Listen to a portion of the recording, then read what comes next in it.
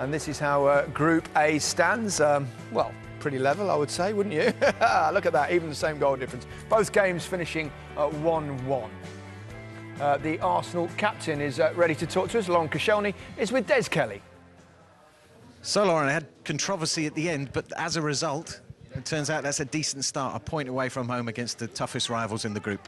Yeah, I think it's a good point, but we came here with our ambition, and we wanted to have the 3 points. But when we start like this, it's difficult to come back during the game. But we try, we play football, and I think we play well.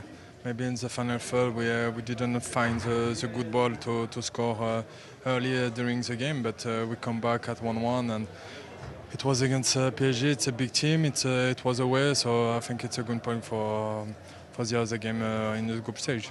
What happened at the start there? Were you just caught cold? It was just 42 seconds. I don't know. It's like during the game against Southampton. We slept, and we need to change this in the future, because every time if you start with 1-0 down, it's difficult to win. So we need to be strong for the first minute to the end, and to play our football. So I think during the game we play well, but yeah, if you start like this, it's difficult. You got stronger as the game went on, and Sanchez scored. It could have gone either way from that point. Yeah, Sanchez played well.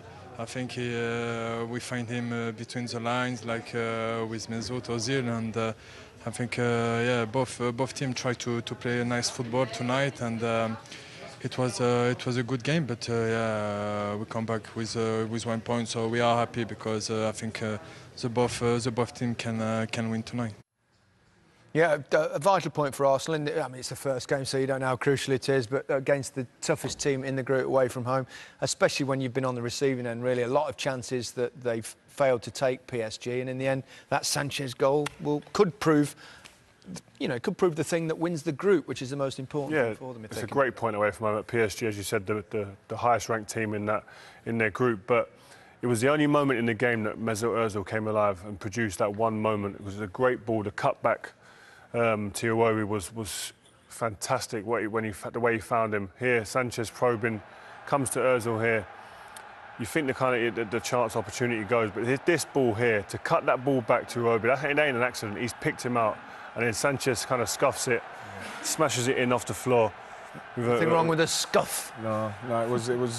To be honest, I was just delighted to see him in following that up, because I think he wanted a foul on the edge of the box, but then once he saw the play was going, kept going, he got back up and got back involved in it, and like you see there, sometimes I just got to hit it back into the ground. I think that getting a point now it's a great point, because seeing PSG there, I think that we could beat them at the Emirates, because with Cavani up front missing chances like he is, I think that they're there for the taking, and had Arsenal started better, they would have probably won that game. Yeah, interestingly, before the game, we were quite critical of the fact that he put Ospina in rather than Cech, but you have to give credit where it's due. Absolutely. Ospina, was pivotal in this point for Arsenal. He made some cracking saves. He did make some very, very good saves, but like you say, with the chances that Cavani had, you know what I mean, that's another good save.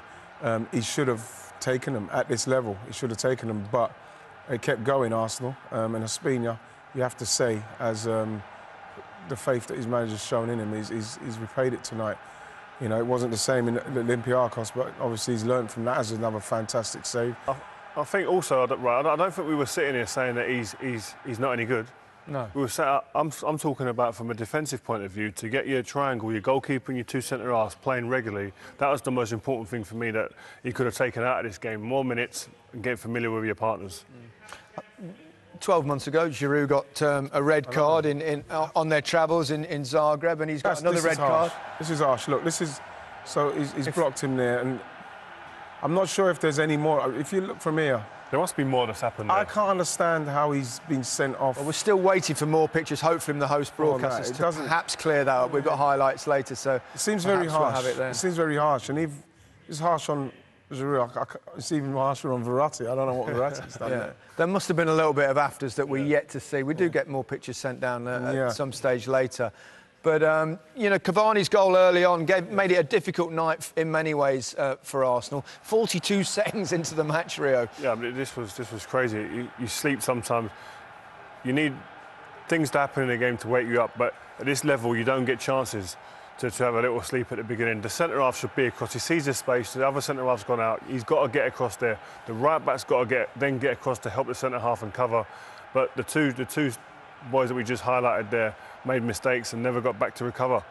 And at this level, normally opportunities come, like this one did today, they score. Well, like we see with Cavani, if he hasn't got time to think about it, obviously he's very dangerous. He's just reaction. It's a super ball in, and he's instinctive. Just guided it on target. And when they scored that goal, it looked on the way Arsenal were playing, the pressure. What they weren't putting the pressure on the ball. I thought there was too much pressure on our midfield players. I felt Santi got caught a couple of times. And the second half, when they did start to press and they really put it on PSG, Santi got the space, and it was Santi's ball that played it into Sanchez in the first place, that then he passed it into Ozil. So the undoing of Arsenal in recent seasons has been the fact that they've not won their group and they've ended up with a really tough draw. So that result really does give them, you know, it sets them up. Long way to go, of course, but there's it helps. a lot more games to play, but this is a very good start. They would have took this on a plane over there, 100%. Yeah. Would you agree? I mean, with that, you know, that's the kiss. If you can win the group and avoid the giants in the last 16. Absolutely, but like at the same time, when you look at it, yes, there were a lot of chances, and a point away from home has got to be a good point. Yeah, definitely. You take a point. Listen, PSG are a top side, some great names there, experience as well. Arsenal messed about with the goalkeeper, etc. That's a fantastic result. OK, we've run out of time for this particular section, but we will be back with highlights after the break, which is coming now. See you shortly. By alphabetical order, so not too bad a start. And they've got Basel next as well. So, I mean, overall, it was satisfactory evening for Arsenal, despite the fact it clearly wasn't one of their better performances. No, I mean, Cavani had many chances, but Ospina came out the hero, making the saves, called upon by his manager. Who sees them both in training every day. Exactly, and understands that. And he's quite right too, I suppose. They're both world class, and today he proved him right. He produced some really good saves, kept him in it, and as you said, Arsenal showed their resilience. Chance came, and they put it in the back of the net, Alexis Sanchez. So great result there. They took that gun over there, a point away at Paris Saint-Germain.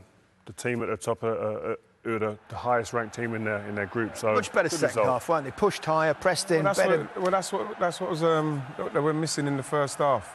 You see, and so then once you push in tight like this, you know what I mean, you nick the ball in areas where all of a sudden the players are getting time and space on the ball.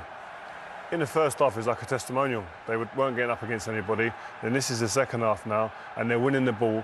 Not only winning the ball, but they're winning the ball and keeping it now in Paris Saint-Germain's half of the pitch, which makes them a threat.